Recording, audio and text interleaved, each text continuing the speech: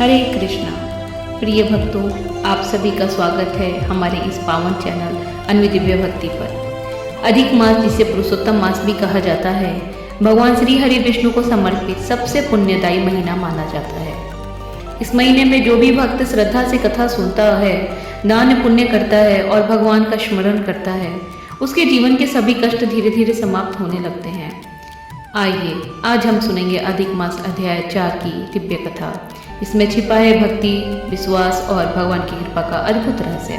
तो वीडियो को अंत तक अवश्य देखें और कमेंट में लिखें जय पुरुषोत्तम भगवान। प्राचीन समय की बात है। एक नगर में एक अत्यंत गरीब ब्राह्मण रहता था।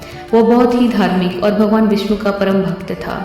उसकी पत्नी भी पतिव्रता और धर्मपरायण थी, लेकिन गरीब इतनी अधिक थी कि कई बार उन्हें भूखा ही सोना पड़ता था। फिर भी वे दोनों कभी भगवान को दोष नहीं देते थे।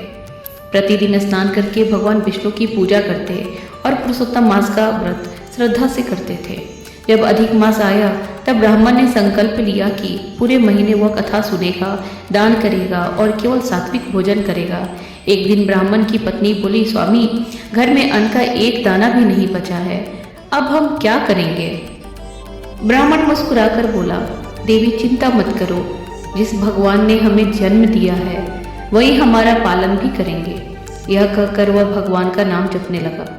उसी रात भगवान विष्णु एक वृद्ध साधु का रूप धारण करके उनके घर पहुंचे। उन्होंने दरवाजे पर आवाज लगाई, कोई है, मुझे बहुत भूख लगी है। ब्राह्मण और उसकी पत्नी तुरंत बाहर आए। उन्होंने देखा कि एक वृद्ध साधु थके हुए खड़े हैं। घर में खाने को कुछ नहीं था। फिर भी ब्राह्मण की पत्नी ने थोड़ा सा बचा हुआ आटा और पानी मिलाकर साधु के लिए रोटी बनाई। साधु प्रेम से भोजन करने लगे।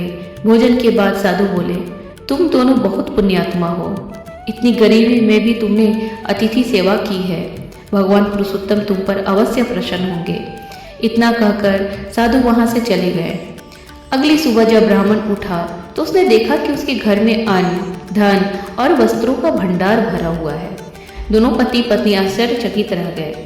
उन्हें समझते देर न लगी कि कल रात स्वयं भगवान विष्णु उनकी परीक्षा लेने आए थे। दोनों की आंखों से आंसू बहने लगे। वे हाथ जोड़कर बोले, हे प्रभु, आप अपने भक्तों की परीक्षा तो लेते हैं, लेकिन उन्हें कभी अकेला नहीं छोड़ते। उस दिन से ब्राह्मण और उसकी पत्नी और भी अधिक श्रद्धा से पुरुषोत्तम मास का व्रत करने लगे। धीरे धीरे उनका जीवन सुख, शांति और समृद्धि से भर गया। पूरा नगर उनकी भक्ति की चर्चा करने लगा। तो भक्तों, यह थी अधिक मास अध्याय 4 की पावन कथा। यदि आपको यह कथा पसंद आई हो तो वीडियो को लाइक करें, शेयर करें और चैनल को सब्सक्राइब करना ना भूलें। कमेंट में अवश्य लिखें जय श्री पुरुषोत्तम भगवान। हम जल्द ही लेकर आएंगे अधिक मास अध्याय 5 की दिव्य कथा। तब तक के लिए राधे राधे, जय हरि कृष्ण।